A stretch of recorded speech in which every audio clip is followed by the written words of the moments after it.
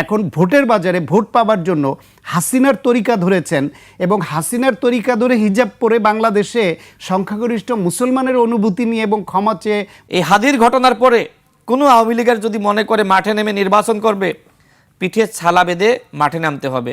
50 জন না, যদি 50,000 মানুষকে খুন করা লাগে, গুম করা লাগে, ক্রসফায়ার দেওয়া লাগে, সন্ত্রাসী ভাড়া করে হত্যা করা লাগে, তার মধ্যে আপনি এই রদবদল করে কারে রেখে কারে দিবেন? আমরা তিনজন যদি একই গুরুর শিষ্য হই, আপনি বড় জোর আমাকে সরিয়ে ওনাকে দিবেন, আমি আপনাকে সরিয়ে তাকে দিব, তাকে সরিয়ে আপনাকে দিব, এই তো। কিন্তু তিনজনই আমরা সেই পচামাল। 50 জন একটি সংখ্যা, এটা হতে পারে 100 জন, এটা হতে পারে আরও কম।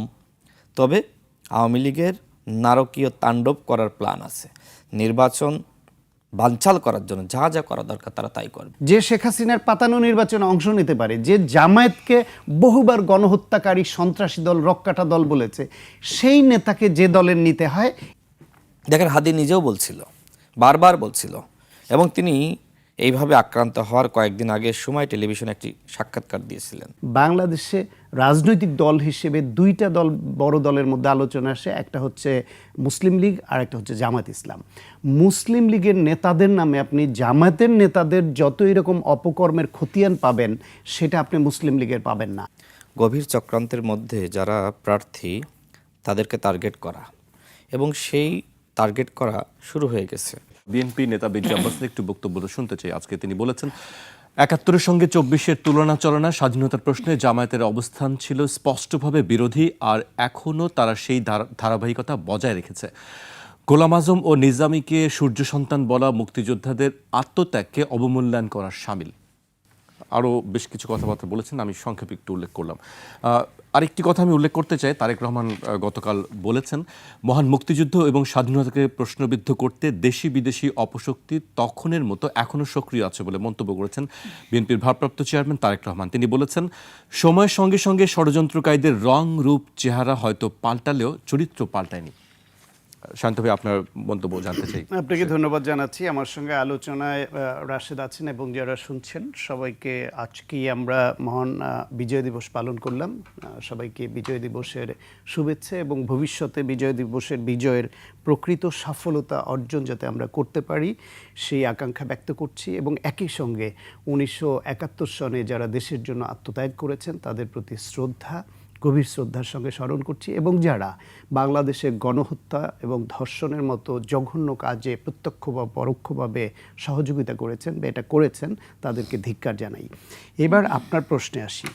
আমি রাশেদের আলোচনা শুনছিলাম এবং আপনার প্রশ্ন শুনে মনে হলো যে গণহত্যা, যে গণধর্ষণ, যে অনাচার বাংলাদেশের উপরে হয়েছে, যেই জ্বালাও পোড়াও লুণ্ঠন হয়েছে, সেই সময় বাংলাদেশে রাজনৈতিক দল হিসেবে দুইটা দল, বড় দলের মধ্যে আলোচনা আসে। একটা হচ্ছে মুসলিম লীগ আর একটা হচ্ছে জামায়াত ইসলাম। মুসলিম লীগের নেতাদের নামে আপনি জামায়াতের নেতাদের যত এরকম অপকর্মের খতিয়ান পাবেন, সেটা আপনি মুসলিম লীগের পাবেন না। আপনি সংবাদ মাধ্যমে ৭১-এর ঘাতক ও দালালেরা যা বলেছে, যা করেছে, সেটার বই খুঁজে দেখেন, বিভিন্ন পত্রিকার যে রেফারেন্স পাবেন, সেইখানে জামায়াতের এই নেতাদের বা গোলাম আজমের বিবৃতি যত কঠোর ভাষা এবং মুক্তিকামী বাঙালির উপর আক্রমণের তার যে নির্দেশ এবং তার যে আহ্বান এবং এদের গুড়িয়ে দেওয়ার, এদের নিঃশেষ করে দেবার যেই আহ্বান, সেগুলো গোলাম আজম যেভাবে জানিয়েছে, আপনি অন্য দলের মুসলিম লীগের অন্য খুব কম নেতার পাবেন। সেই নেতাদেরকে তারা এখনও বলছে সূর্য সন্তান। মেজর আক্তারের মতো এইরকম একজন একেবারেই পচা রাজনীতির পচা লোক, যে বিএনপি থেকে 5 বার বহিষ্কার করে, বিএনপিও পচা কাজ করেছিল, তারে 5 বার আবার ফিরিয়ে নিতে হলো কেন? সে এমন কি পটেনশিয়াল যে একটা সিটের জন্য 5 বার তাকে ফিরিয়ে নিতে হয় করেছিল? সেই পচা লোককে আবার যে গণ অভ্যুত্থানকে রাজাকারের কাজ বলে, যে বৈষম্য বিরোধী আন্দোলনে যারা অংশগ্রহণ করেছে তাদেরকে রাজাকার বলে, যে রাশেদকে রাজাকার বলে, যে শেখ হাসিনাকে দশভুজা দেবীর সঙ্গে তুলনা করে, শেখ হাসিনার সঙ্গে দেখা করে গিয়ে সৌর বিদ্যুতের 70 মেগাওয়াটের প্রকল্প পেয়ে গদগদ হয়ে যায়, যে শেখ হাসিনার পাতানো নির্বাচনে অংশ নিতে পারে, যে জামায়াতকে বহুবার গণহত্যাকারী সন্ত্রাসী দল, রক্কাটা দল বলেছে, সেই নেতাকে যে দলের নিতে হয়, এটার যে অপকৌশলে এখানে কাজ করেছে। একজন হিন্দু নেতাকে কি ওই কৃষ্ণনন্দীকে নিয়ে নিয়ে প্রচারণা আছে বা অভিযোগ আছে তিনি একটা পার্শ্ববর্তী দেশের বিশেষ সংস্থার এজেন্ট হিসেবে কাজ করেন, তাকে নিতে হচ্ছে এবং হিন্দু শাখা খুলতে হচ্ছে।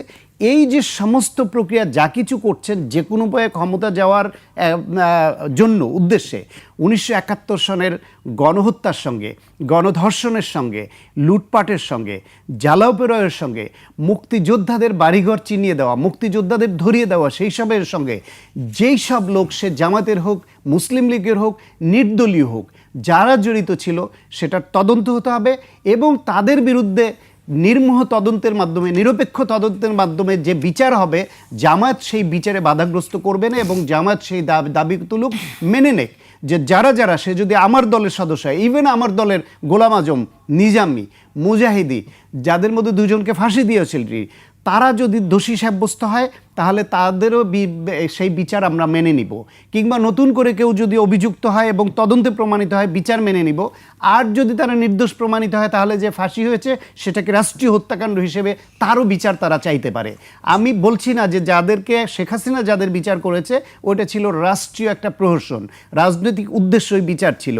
তারা দোষী থাকতেও পারেন, নাও থাকতে পারেন, সেটা তদন্তে বলবে। ওই সময়ের তদন্তের উপর আমার আস্থা নাই। জামাত সেই কথাটা বলুক যে পুনর্তদন্ত করতে হবে এবং তার দলের যারা এর সঙ্গে যুক্ত তাদের বিচার তারা মেনে নিবে, সে কথা বলুক। 71-এর যুদ্ধের সময় তাদের ভূমিকা এই দেশে গণহত্যার জন্য কতখানি দায়ী ছিল সেই ইভ্যালুয়েশনটা তাদের দরকার হবে।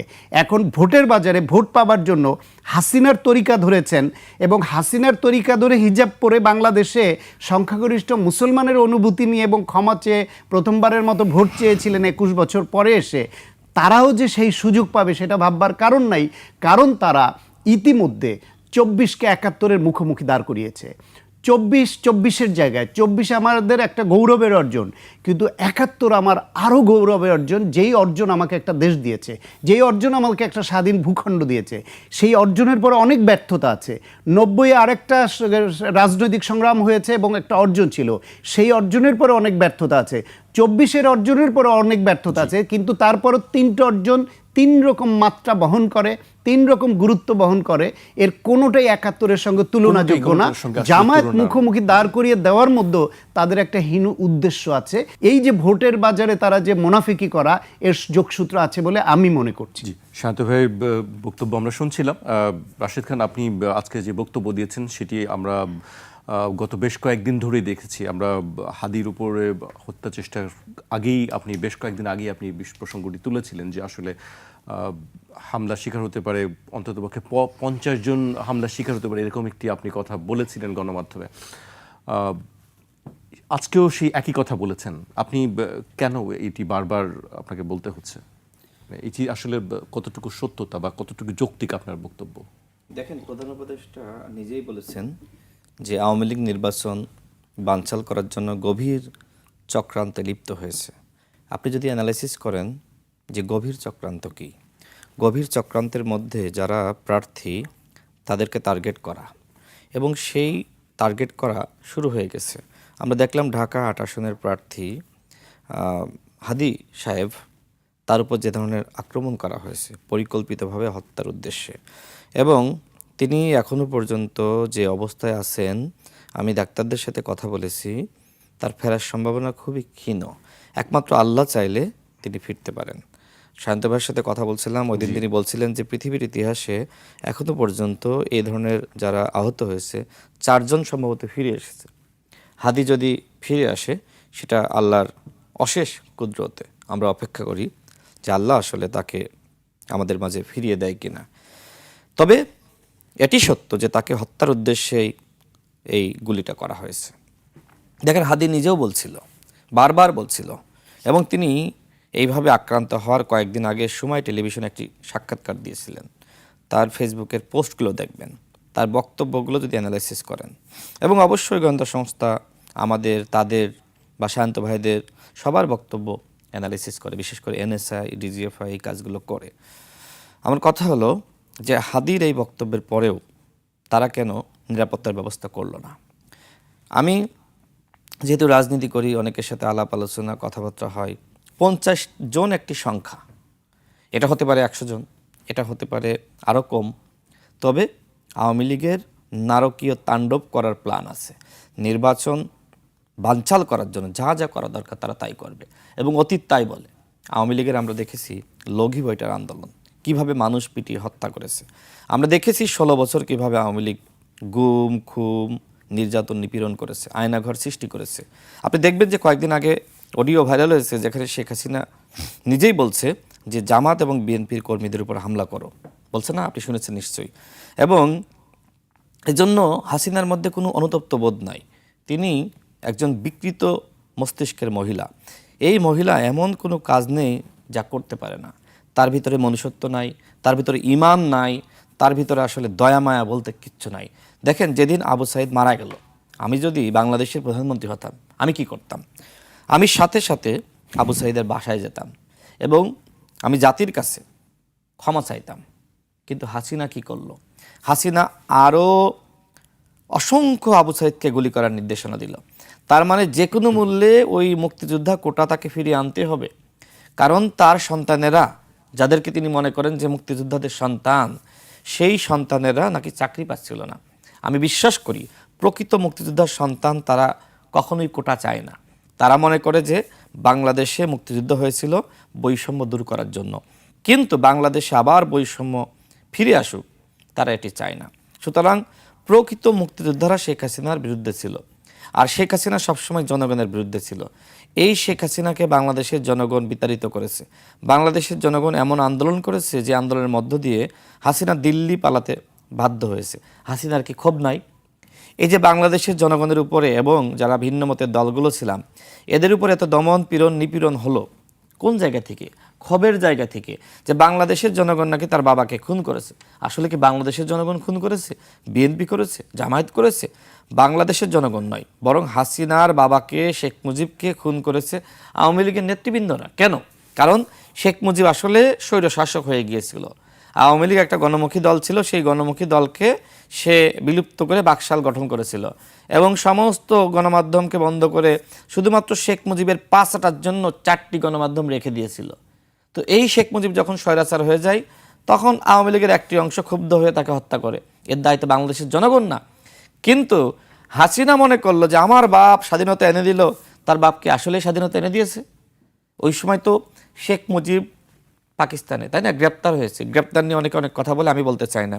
কিন্তু বাংলাদেশের যে প্রকৃত মুক্তিযুদ্ধ, তাজউদ্দিন আহমেদরা এবং জাতীয় যে আরও 4 নেতা আছে, তাদের ভূমিকা কিন্তু শেখ মুজিবের থেকে কোনো অংশে কম নয়। কিন্তু এই তাজউদ্দিন আহমেদদেরকে কোনোভাবে কি শেখ মুজিব উঠতে দিয়েছে? আপনি দেখবেন যে শেখ মুজিব বাংলাদেশে ফিরে প্রধানমন্ত্রী হওয়ার পরে সর্বপ্রথম কিক মেরেছে কাকে? তাজউদ্দিন আহমেদকে। এর কারণটা কি? কারণ স্বাধীনতার প্রকৃত নেতা ছিল কিন্তু তাজউদ্দিন আহমেদ, শেখ মুজিব নয়। সুতরাং যে কোনো সময় এই তাজউদ্দিন শেখ মুজিবকে ছাড়িয়ে যেতে পারত। তার মানে আমি যে কথা আগেই বলেছিলাম যে স্বাধীনতার পর থেকে আওয়ামী লীগ একটি স্বৈরাচারের দল, স্বাধীনতার আগে ছিল আওয়ামী লীগ একটি গণমানুষের দল। আমি এই জন্যই বলছি যে এই যে স্বৈরাচারের দল, স্বৈরাচার এবং ফ্যাসিস্টের বৈশিষ্ট্য কি? খুন করা, গুম করা, ক্রসফায়ার করা, হত্যা করা, গুপ্ত হত্যা করা, মানুষকে পুড়িয়ে মারা, এই কাজগুলো কি শেখ হাসিনা করে নাই? দেখেন, এই যে বাসে বাসে আগুন দেওয়া, বিভিন্ন স্থাপনায় আগুন দেওয়া, শুধুমাত্র বিএনপি এবং জামাত সহ আমাদেরকে দোষারোপ করার জন্য, এই কাজগুলো হাসিনা এবং তার বাহিনী করেছে, করে আমাদের উপর দোষ চাপিয়েছে। আমি এই জন্যই বলছি যে আগামী নির্বাচন বানচাল করার জন্য আর একটি একাগার সৃষ্টি করার জন্য হাসিনা এমন কোনো পন্থা নাই যে পন্থা অবলম্বন করবে না। কিন্তু আমরা কি এটা কি চেয়ে দেখব? সরকার তো দেখলাম যে এই জিনিসগুলো তারা চেয়ে দেখছে। গত 16 মাসে তারা কি ফ্যাসিবাদের নির্মূল করেছে?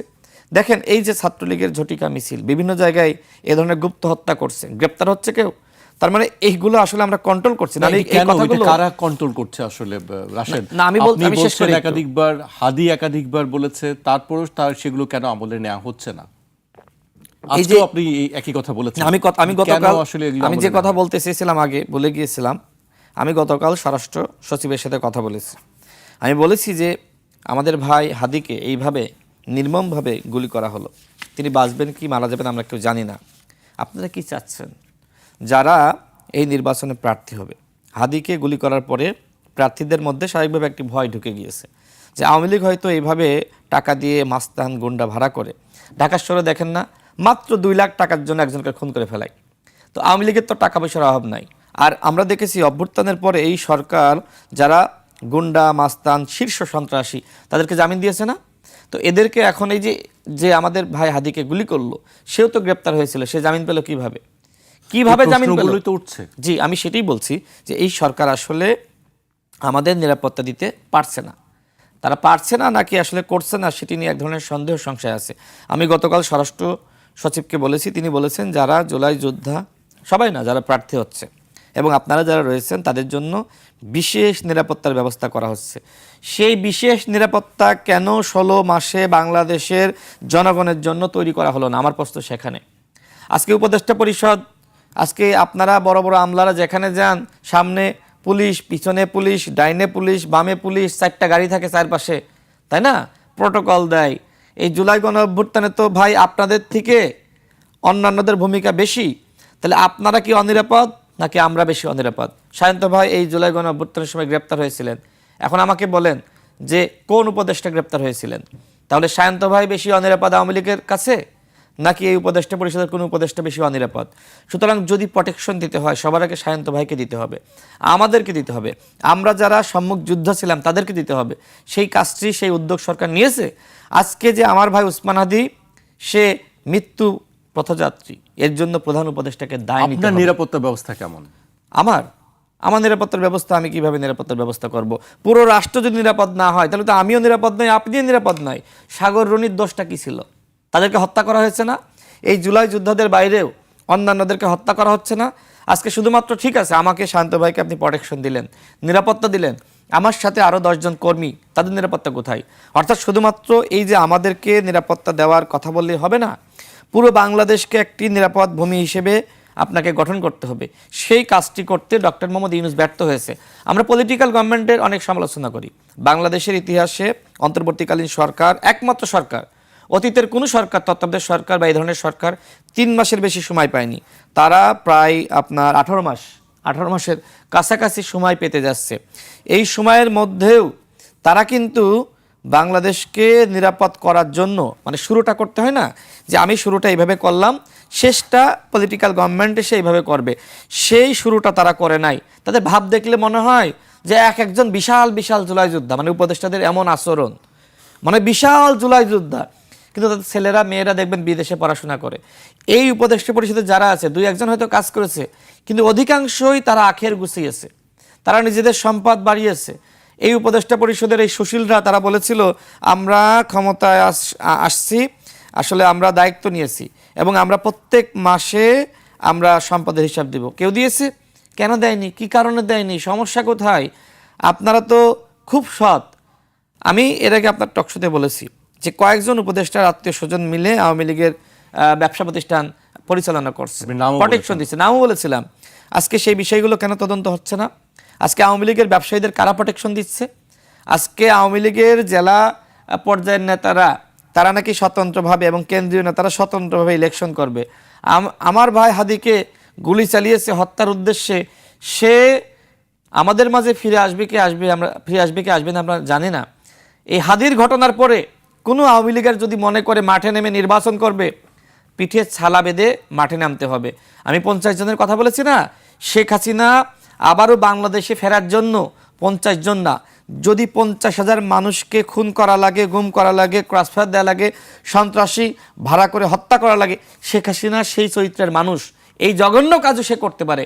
সুতরাং এই আওয়ামী লীগ, এই শেখ হাসিনা, এই জাতীয় পার্টির 14 দল যারা ফ্যাসিস্ট এবং তাদের দোসর, তারা বাংলাদেশে আর রাজনীতি করার অধিকার রাখে না, নির্বাচন করার অধিকার রাখে না। তাদের অধ্যায় ক্লোজ করে দেওয়া হয়েছে এবং এটি আমি করি নাই। এদেশের জনগণ 5 আগস্ট রায় দিয়েছে, বাংলার মাটিতে হাসিনা এবং তার দোসররা কোনো রাজনীতি করতে পারবে না, আর নির্বাচন তো বহু দূরের কথা।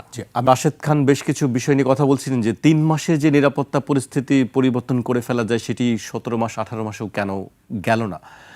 আরও বেশ কিছু বিষয় নিয়ে তিনি তুলেছেন, নিরাপত্তা নিয়ে গভীর উদ্বেগের বিষয় তিনি জানিয়েছেন। আসলে কেন আমরা এখনো নিরাপত্তা নিয়ে কথা বলতে হচ্ছে কেন আমাদেরকে? আমার মনে হয় এই সরকার পরিচালনায় যারা, তাদের সক্ষমতা, যোগ্যতা, ইচ্ছা এবং পরিকল্পনায় ব্যাপক ঘাটতি ছিল।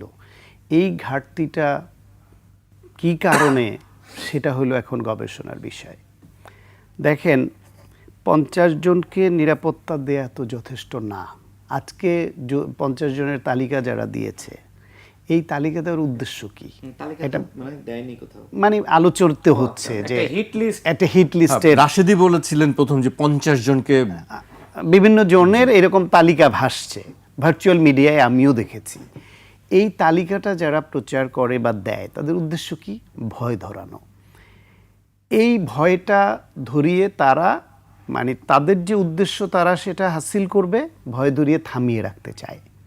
এখন আপনি ধরেন এরকম 50 জন বা 100 জনকে ঝুঁকিপূর্ণ মনে করে তাদেরকে বিশেষ নিরাপত্তার আওতায় আনা হলো।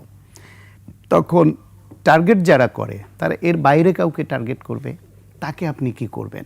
সুতরাং এইভাবে ব্যক্তি বিশেষকে বিশেষ নিরাপত্তা দিয়ে কতজনকে আপনি নিরাপত্তা দিবেন? সম্ভব না। গণ অভ্যুত্থানের পক্ষে ফ্যাসিবাদের বিরুদ্ধে ভূমিকা রাখা এবং ইন্ডিয়ার আধিপত্যবাদের বিরুদ্ধে ক্রমাগত কথা বলা, লেখা, ভূমিকা রাখা লোকের সংখ্যা ফ্রন্ট লাইনে আপনি পাবেন হাজার হাজার।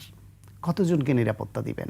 যারা ভয় ধরাতে চায়, আমাদের কণ্ঠ বন্ধ করতে চায়, কারো কার্যক্রম বন্ধ করতে চায়, কারো রাজনীতি বন্ধ করতে চায়, হাদির মতো স্পষ্টবাদী যে ছেলের বুকে আর মুখে এক উচ্চারণ ছিল, তার বুক যা বিশ্বাস করত মুখ তাই বলতো, তার মধ্যে অন্য রাজনীতিবিদদের মধ্যে বনিতা ছিল না। এরকম তো অসংখ্য আছে। আপনি তাদের কতজনকে নিরাপত্তা দেবেন? তাহলে নিরাপত্তা দিতে হলে যেটা করতে হতো, আওয়ামী লীগ আমলে 16 বছর তারা দুটো জিনিস খুব বেশি মাত্রায় নিজেরা অর্জন করেছে। একটা হচ্ছে অবৈধ টাকা, আর একটা হচ্ছে অবৈধ অস্ত্র। তাদের গোলাগুলি, তাদের মারামারি, সে ভিডিও চিত্র ছবি দেখেন, তার মানে ব্যাপক অবৈধ অস্ত্র তাদের হাতে ছিল। জুলাই গণ অভ্যুত্থানের সময় থানা লুট হয়েছে, পুলিশের অস্ত্র বেহাত হয়েছে, তার সংখ্যা 5700-র উপরে বলে পুলিশ হেডকোয়ার্টার বলেছে। সেটা উদ্ধার হয়েছে, কেউ জমা দিয়েছে। এখনও 1300 অস্ত্র মিসিং আছে। সেই মিসিং অস্ত্রের মধ্যে LMG, SMG মানে মেশিন গান, রাইফেল। তালিকার কথা বলছেন, তালিকার বাইরে যে অবৈধ অস্ত্রগুলি আছে, এই যে আমি তালিকাটুকুই ধরি, তাহলে দেখেন কত ভয়াবহ। সেই অস্ত্রটা আছে এবং যেগুলো জমা পড়েছে তার মধ্যে বেশিরভাগ অকেজো অস্ত্র। আপনি ইনভেস্টিগেটিভ রিপোর্টিং করে দেখেন, নেওয়ার সময়, লুট করার সময় চালু অস্ত্রটা নিয়েছে, সেটা রেখে সন্ত্রাসীরা বা পেশাদার অস্ত্রধারী বা খুনিরা তারা এইভাবে হাত বদল করে অচল অস্ত্রটা হয়তো জমা দিয়েছে। সে নিয়ে কোনো গবেষণা হয়েছে, কোনো প্রতিবেদন হয়েছে? হয়নি। তাহলে এই যে এত অস্ত্র পেশাদার খুনিদের হাতে এবং বাংলাদেশ বিরোধী শক্তির হাতে চলে গেল, জেল থেকে পালিয়ে গেল সন্ত্রাসীরা, তাদের ব্যাক করানো গেল না। এই যে আপনি ঢালাওভাবে সন্ত্রাসীদের জামিন দিয়ে দিচ্ছেন, তাদেরকে আটকে রাখা গেল না। একদিকে অবৈধ অস্ত্র আগে 16 বছর ধরে ছিল, নতুন করে গণ অভ্যুত্থানের সময় বেহাত হওয়া কিছু অস্ত্র যোগ হলো, আর ওই অস্ত্র চালানোর জন্য যে খুনি, সন্ত্রাসী, অপরাধী তারা জেল থেকে বেরিয়ে গেল।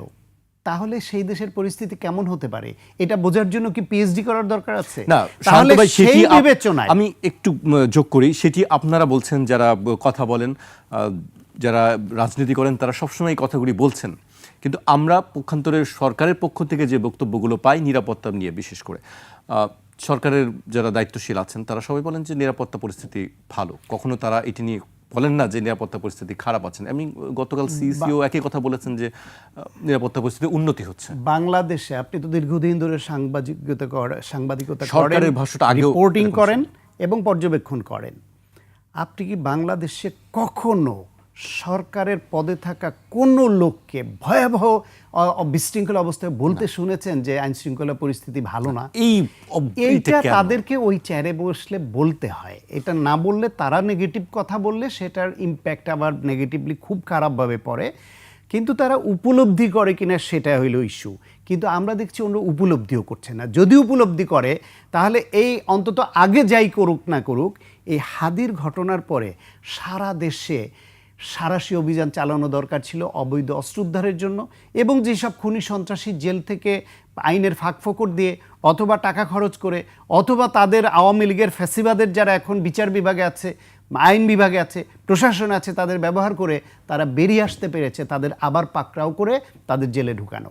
সেই কাজটা আপনি তাদের দেখেছেন? যদি সেটা করতো তাহলে আমরা উদ্যোগ দেখতাম যে তারা উপলব্ধি করছে। তারা রাষ্ট্র পরিচালনার চেয়ারে বসলে অনেক সময় এইসব কথা বলা যায় না, কারণ ওই চেয়ারে বসে যদি স্বরাষ্ট্র উপদেষ্টা যদি বলে দেয় যে আইন শৃঙ্খলা পরিস্থিতি ভালো না, আমরা উদ্বেগে আছি, তাহলে পুরা দেশে উদ্বেগ এমনভাবে ছড়ায় রাষ্ট্র পরিচালনা নিয়ন্ত্রণহীন হয়ে পড়ে।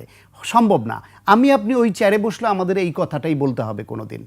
কিন্তু উপলব্ধিতে যদি থাকে যে এইটা দেশের শৃঙ্খলা রক্ষার জন্য, মানুষকে কনফিডেন্স দেওয়ার জন্য বলতে হচ্ছে, কিন্তু আসলে পরিস্থিতি ভালো না, এটার উত্তরণ দরকার, তাহলে সেটা কর্মসূচিতে, কার্যক্রমে বোঝা যাবে। আপনি কি এইটা উপলব্ধি করছেন, দেখছেন তাদের উপলব্ধিতে আছে? নাই। এখন এই যে 18 মাসে তারা কয়টা অভিযান চালিয়েছে, তারা অস্ত্র উদ্ধারের জন্য কি করেছে, সন্ত্রাসী ধরার জন্য কি করেছে, এমনকি যে ফ্যাসিবাদের সময় 16 বছর ধরে ছাত্রলীগের কর্মীদেরকে নিয়োগ দেওয়া হয়েছে পুলিশে, প্রশাসনে, বিভিন্ন জায়গায়, তার মধ্যে আপনি এই রদবদল করে কারে রেখে কারে দিবেন?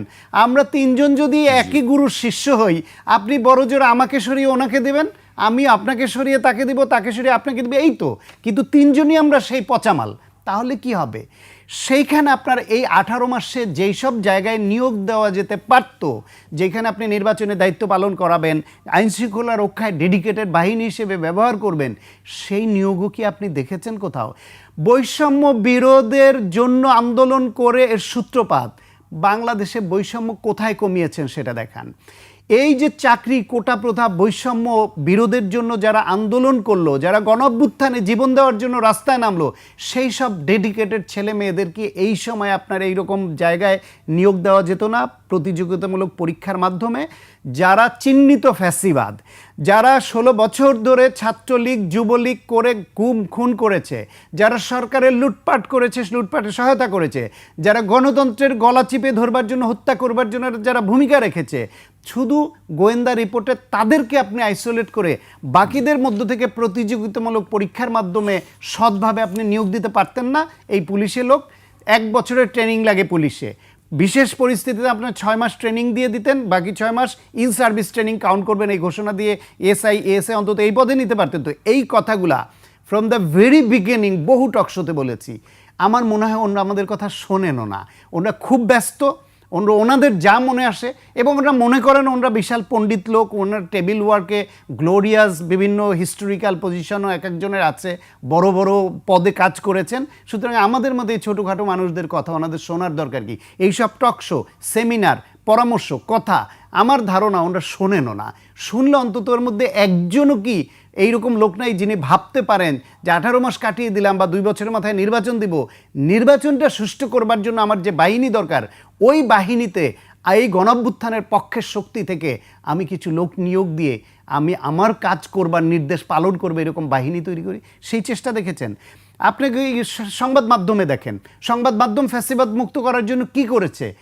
অন্যায়ভাবে এক একজনের উপর যারে টার্গেট করে তারে করে বিশেষ কারণে, কিন্তু সামগ্রিকভাবে ফ্যাসিবাদ বিরোধী ভূমিকা পালনের জন্য বা দেশের গণতন্ত্র হত্যার জন্য হাসিনার ওই যে যেখানে আপনার প্রেস কনফারেন্সের নামে যেখানে ভাড়ামি চলতো, সেটা নিয়ে কাউকে গ্রেফতার করা হয়েছে তা না। ব্যক্তিগতভাবে যারে যখন আপনি টার্গেট করতে চান তাকে ধরছেন। গণঅভ্যুত্থানের পক্ষ বিপক্ষ 16 বছর ধরে ভূমিকা ধরে তদন্ত সাপেক্ষে তো ধরছেন না কাউকে, ধরেছে কাউকে, যারা লুটপাট করেছে তাদের ধরেছে। এই যে পেশাজীবীদের যেই রাজনীতি, ছাত্রদের মধ্যে যেই রাজনীতি, শিক্ষকদের মধ্যে যেই রাজনীতি, সেটার যে একটা পরিবর্তন দরকার, সেই জন্য তো ওই সংস্কার কমিশনে গিয়ে মাসের পর মাসে আলোচনা দরকার হয় না, নতুন আইন দরকার ছিল না, সংবিধান পরিবর্তন দরকার ছিল না, শুধু ইচ্ছা দরকার ছিল যে আমি এই সব বেসিক জায়গাগুলো পরিবর্তনের সূচনা করতে চাই। এই সরকারকে দেখেছেন কোনো পরিবর্তনের সূচনা তাতে? রাশেদ বলেছে তাদের সম্পদের হিসাব দেওয়া নেওয়া, এইসব টকশোতে এসে এই সরকারের অনেক প্রতিনিধি যারা আছেন তারা এসে আওয়ামী লীগ সরকারের সময় বা তারও আগে বিএনপির সময় এই যারা ক্ষমতায় ছিল তাদের সম্পদের হিসাব চেয়েছে বারবার, এবং বলেছে যে সম্পদের হিসাব দিতে হবে। তারা যখন জয়েন করলেন তার আগে তাদের অঙ্গীকার ছিল এবং তাদেররা চেয়েছে, তারা সম্পদের হিসাব কেন দেওয়ার সাহস দেখায়নি? এবং আমি এটা আপনাকে আগাম বলে রাখি, তারা এই চেয়ার থেকে নামবে, আবারও তারা সেমিনার, টকশো, এখানে ওইখানে বুজুর্গ বক্তা হিসেবে আসবেন, এবং তারা এসে তখন যারা ক্ষমতায় থাকবে তাদের সম্পদের হিসাব চাবে। আপনি লিখে রাখেন, তারা এই ক্যারেক্টারের লোক, আমি জানি। তাদের মধ্যে অনেকে আমার খুবই শ্রদ্ধাভাজন, খুবই পছন্দের মানুষ। আমার এখন দুঃখ হয় আমি ভুল মানুষকে কেন শ্রদ্ধা করি, কেন পছন্দ করি। আমি ভাবতে চাই আমি এখন যে আমার কষ্ট লাগছে এটা ভুল প্রমাণ করুক তারা, শেষ সময় হলে বলুক আমরা ভুল করেছি, আমরা এই সম্পদের আমরা যখন জয়েন করেছি এই ছিল, এখন এই আছে, ভবিষ্যতে যদি এর থেকে বেশি সম্পদ দেখেন তাহলে আমাদের বিচারের আওতায় আপনারা আইনেন। জি। এই কথা বলার সৎসাহস দেখতে চাই, এবং যাদেরকে আমি রেসপেক্ট করতাম বা করি, যাদেরকে ভালো মানুষ আপনজন ভাবতাম, আমি ভাবতে চাই এখন যে আমার মধ্যে তাদের সম্পর্কে যে কিছু ধারণার পরিবর্তন ঘটছে এটা তারা ভুল প্রমাণ করে দেখ। আমি শ্রদ্ধাভাজন ব্যক্তিকে শ্রদ্ধার জায়গায় রাখতে চাই, সেই সুযোগটা তাদের করে দিতে হবে। শান্ত ভাই, আমরা শান্ত ভাইয়ের দীর্ঘ বক্তব্য শুনছিলাম, আমি কোথায় থামাবো সেটি বুঝতে পারছিলাম না। আমি রাশেদকে দিয়ে শেষ করতে চাই। আপনি আপনার নির্বাচনী এলাকায় ফিরে যাবেন, সেখানে নির্বাচনী প্রচারণা শুরু করবেন। আপনার নির্বাচনী এলাকার কি অবস্থা? আপনি কি আসলে এই মুহূর্তে মনে করছেন নিরাপত্তা ব্যবস্থা পর্যাপ্ত আছে, বা আপনি ব্যক্তিগতভাবে আপনার কি মনে করছেন আসলে সিকিউরিটি নিয়ে? আমার জেলা ঝিনাইদহ জেলা, ঝিনাইদহ 2 আসন থেকে নির্বাচন করার জন্য প্রস্তুতি নিচ্ছি। এলাকায় নিয়মিত যাই, কাজ করি, মানুষের সাথে ওঠা বসা করি। তবে আমার কাছে মনে হয় যে আমাদের মতন যারা রাজনৈতিক কর্মী রয়েছে, আমাদের পাশাপাশি সায়ন্ত ভাইদের মতন যারা বুদ্ধিভিত্তিক চর্চা করে, তাদেরকেও আসলে জাতীয় সংসদে আসা দরকার। আমি তাকে কয়েকবার বলেছি যে আপনারা যদি সংসদে না আসেন তাহলে এই সংসদে শান্ত ভাই তো রাজনীতির মানুষ ছিলেন না, অনেকেই বলেন যে তাদের আসা উচিত। জি, রাজনীতির মানুষ অবশ্যই তিনি যে কথাগুলো বলেন, কাজ করেন। এখন এই মানুষগুলো যদি সংসদে না যায়, সংসদে কি ব্যবসায়ীদেরকে পাঠাবেন যারা আসলে ব্যবসা ছাড়া কিচ্ছু বোঝে না? সংসদে আমাদের মনে করেন যে আগামীতে একজন স্বাস্থ্যমন্ত্রী দরকার। আমরা দেখেছি এর আগে আওয়ামী লীগের সময় ডাক্তার নন, তিনি হয়েছেন স্বাস্থ্যমন্ত্রী। তো সায়ন্ত ভাই তো প্রফেশনাল, তাই না? তিনি একজন বিশেষজ্ঞ ডাক্তার, খ্যাতিমান ডাক্তার। তার মতন মানুষ যদি আসে, আমরা কিন্তু এই সেক্টরটা ডেভেলপ করার জন্য তার জ্ঞান। আমি তাকে জিজ্ঞেস করি শান্ত ভাই কেন সরাসরি রাজনীতিতে আসছেন না, বা ওই জায়গাটি গিয়ে আপনি কেন না, আসলে কথা তাকে বলতে চান? সরাসরি রাজনীতিতে কেন আসতে হবে সংসদে যাওয়ার জন্য? আমি রাজনীতিরই মানুষ, আমার লেখাপড়া বেড়ে ওঠা রাজনীতির মধ্যেই। আমি ঢাকা কলেজে 1992 সনের ছাত্র সংসদে নির্বাচন করেছি, নির্বাচিত হয়েছি, হলের জিএস ছিলাম, ছাত্র রাজনীতি করা মানুষ। কিন্তু পরবর্তীতে আমি আসলে মনে হয়েছে বাংলাদেশের রাজনীতির যে সুস্থ ধারাটা আমরা প্রত্যাশা করি সেখান থেকে অনেকখানি বিচ্যুত। এই নোংরা পলিটিক্স, এই প্রতিযোগিতা, এই টাকার খেলা, এই মাসলম্যানের প্রতিযোগিতায় নামা, এটা আমার কাছে সুস্থ প্রতিযোগিতা মনে হয় না। পরিবর্তনটা হবে না। 1 2 হলো দেশের জন্য, মানুষের জন্য কাজ করতে হলে সবাইকে এমপি মন্ত্রী হতে হবে এমন না। আমার যদি ইচ্ছা থাকে, সক্ষমতা থাকে, আমি এমপি মন্ত্রী না হয়েও করতে পারবো। আর আল্লাহ যদি আমাকে দিয়ে মানুষের কল্যাণ করাতে চান তাহলে আমাকে যেখানে আছি ওখান থেকে আমাকে দিয়ে করাবেন, এটা আমি বিশ্বাস করি। ফলে আমি নিজেকে নিয়ে কখনো এরকম ভাবি না যে আমাকে এটা হতে হবে, ওটা হতে হবে। তো রাশেদ আমার শুভাকাঙ্ক্ষী, সেই হিসেবে বলে